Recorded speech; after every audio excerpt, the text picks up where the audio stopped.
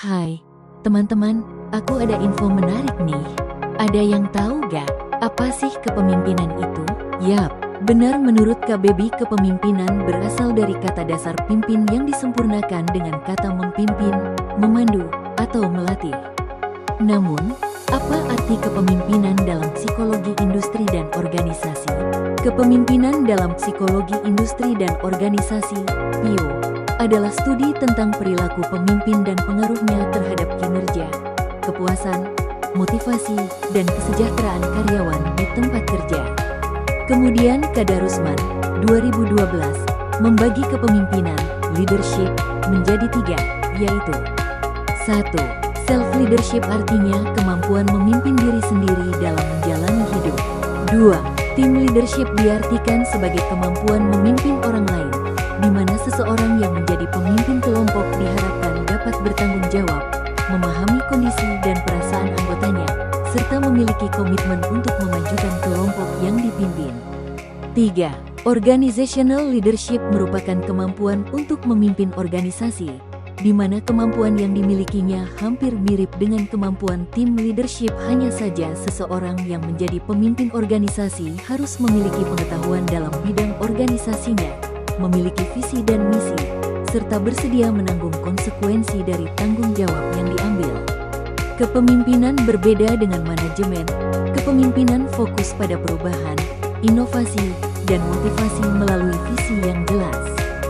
Sedangkan, manajemen fokus pada struktur dan stabilitas. Teori-teori kepemimpinan yang utama meliputi teori sifat, trait teori, mengkaji ciri-ciri kepribadian pemimpin yang efektif seperti kecerdasan dan kepercayaan diri. Teori perilaku, behavioral theory, mengkaji gaya kepemimpinan seperti otoriter, demokratis, dan laissez-faire. Teori situasional, menyesuaikan gaya kepemimpinan dengan situasi dan kebutuhan tim. Kepemimpinan transformasional, memotivasi dan menginspirasi anggota tim dengan visi dan nilai bersama. Kepemimpinan transaksional, berdasarkan sistem yang diberikan dan hukuman. Kepemimpinan otentik, keaslian pemimpin yang sesuai dengan nilai-nilai diri. Dampak gaya kepemimpinan terhadap karyawan. Kepemimpinan transformasional meningkatkan motivasi intrinsik dan kepuasan kerja. Kepemimpinan demokratis mendukung motivasi dan kepuasan dengan melibatkan anggota dalam pengambilan keputusan. Kepemimpinan otoriter efektif untuk motivasi ekstrinsik tetapi kurang baik untuk motivasi intrinsik. Kepemimpinan transaksional bisa meningkatkan kepuasan kerja jangka pendek tetapi bisa menurunkan motivasi jika terlalu mengandalkan kontrol. Reynolds, dalam Usman, 2007, mengusulkan terdapat 9 kriteria sukses seorang pemimpin, yaitu A. Pengadopsian perspektif sistem yang luas, globalisasi. B. Memahami konteks perubahan. C. Mengembangkan perspektif kepemimpinan dan keterampilan. D.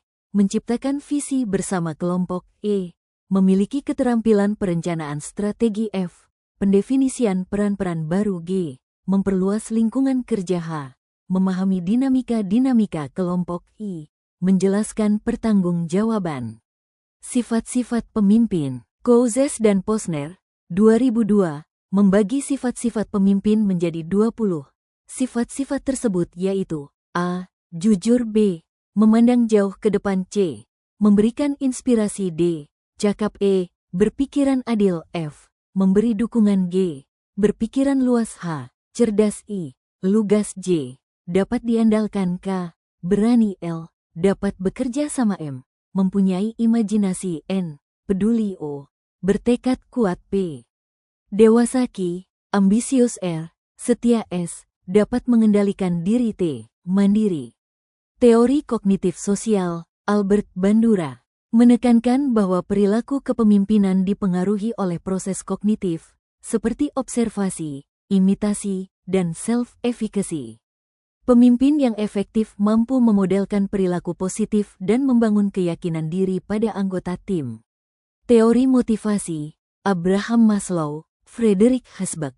Pemimpin perlu memahami kebutuhan dan motivasi anggota tim. Teori hierarki kebutuhan Maslow menjelaskan tingkatan kebutuhan manusia, Sementara teori dua faktor Hesburg membedakan antara faktor-faktor yang menyebabkan kepuasan dan ketidakpuasan kerja.